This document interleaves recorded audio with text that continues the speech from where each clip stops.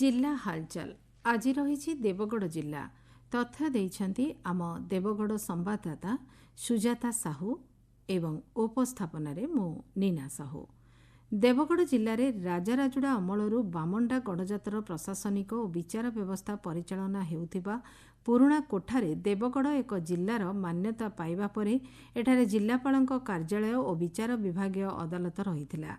तेबे जिल्लापालଙ୍କ कार्यालय और विचार विभागीय अदालत नूतन कोठाकू स्थानांतर हेबा परे वर्तमान एही पुराणा ऐतिहासिक कोठारे सरकारଙ୍କ तरफरू एक संग्रहालय स्थापन कराजिबो। एथि निमंते तदारख पाई एक 3 जणिया कमिटी परिदर्शन करिसेंति। राष्ट्रीय परिषद विज्ञान संग्रहालयर केन्द्र गवेषणा और प्रशिक्षण प्रयोगशालार निर्देशक मानस बागची, पूर्वतन निर्देशक नटराज दासगुप्ता और बिरला इंडस्ट्रियल एंड टेक्नोलॉजिकल संग्रहालयर निर्देशक अर्णब चैटर्जी देवगढ़ गस्तरे आसी जिल्लापालଙ୍କ कार्यालय ए संपर्क में अधिकारी मानक सहित आलोचना करिबा परे एही पुराणा कोठाकू अनुध्यान करथिले। ए संपर्क में देवगढ़ विधायक रोमांच रंजन विश्वाल कहिसेंति देवगढ़वासी स्वर सरकार शुणिकी सेंट्रल गवर्नमेंट 3 जन डायरेक्टर आम टूरिज्म डिपार्टमेंट तरफ तेणु जहाँ आम पारिपार्श्विक बुलिकी देखिलु सहित आलोचना जना पड़ी अति शीघ्र आमर जो परिकल्पना थिला जे आम पुराणा कलेक्ट्रेट को जोड़ा पुराणा कचेरी थिला राजांकर सेठी गोटे भल म्यूजियम हम पॉजिटिव आसूची रेस्पॉन्स आसूची नहीं बढ़िया अच्छी। मत्स्य और प्राणी संपद अभिवृद्धि और चाषी समृद्धि नहीं देवगढ़ प्रधानपाट रोड बड़बगीचा ठारे जिलास्तरीय मत्स्य और प्राणी संपद मेला अनुष्ठित हो जाइछि। देवगढ़ जिलापाल कविन्द्र कुमार साहू सभापतित्व में आयोजित कार्यक्रम में मुख्य अतिथि भाव देवगढ़ विधायक जोगदे कृषिर विकास नहीं राज्य सरकार विभिन्न योजना किपरि तृणमूल स्तर में चाषी मानक पाखरे पहुंचीब से संपर्क में कहिथिले। प्रदर्शनी मेला रे मत्स्य विभाग और प्राणी संपद विभागर 26टी स्टल खोल जाइछि। ए संपर्क में देवगढ़ जिलापाल कविन्द्र कुमार साहू कहिसेंति यार मूल लक्ष्य करबा सचेतन करबा एवं सरकारଙ୍କର विभिन्न कार्यक्रम संबंध में बुझेबा सफल चाषी मानक सहित तांकर अभिज्ञता शेयर करबा एथि सहित सफल चाषी मानक पाखरु से माने पशु संपद चाष संपर्क में बहुत जिंस जानि परिबे।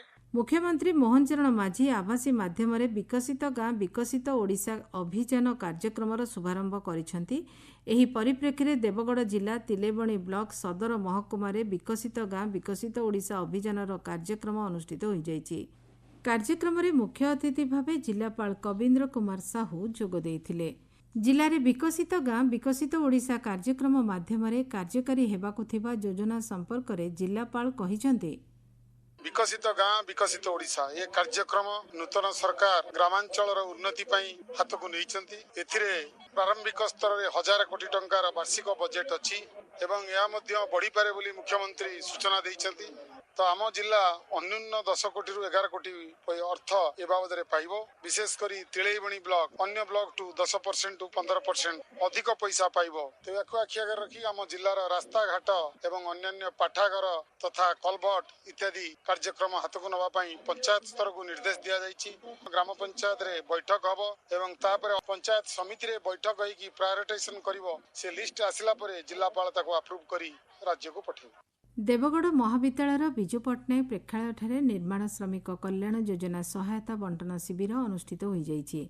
कार्यक्रम में मुख्य अतिथि भाव जिलापाल कविन्द्र कुमार साहू जोगदे हिताधिकारी सहायता राशि बंटन करथिले। देवगढ़ जिला शिशु सुरक्षा यूनिट पक्षरु जिला शिशु सुरक्षा अधिकारी रोमियो महापात्र अध्यक्षतार जिला परिषद सम्मेलनी कक्ष जिला ड्राइवर महासंघर सदस्य और विभिन्न स्कूल बस रे नियोजित चालक मानक पई शिशु सुरक्षा आचरण विधि और व्यवस्था संपर्कित एक जिला स्तरीय सचेतनता कर्मशाला अनुष्ठित हो जाइछि। देवगढ़ आईटीडीए सम्मेलनी कक्ष मुख्यमंत्री जनजाति जीविका मिशन कार्यक्रम अधीन जनजाति युव उद्योगी मानकर 2 दिनिया आवासिक तालीम शिविर अनुष्ठित हो जाइछि।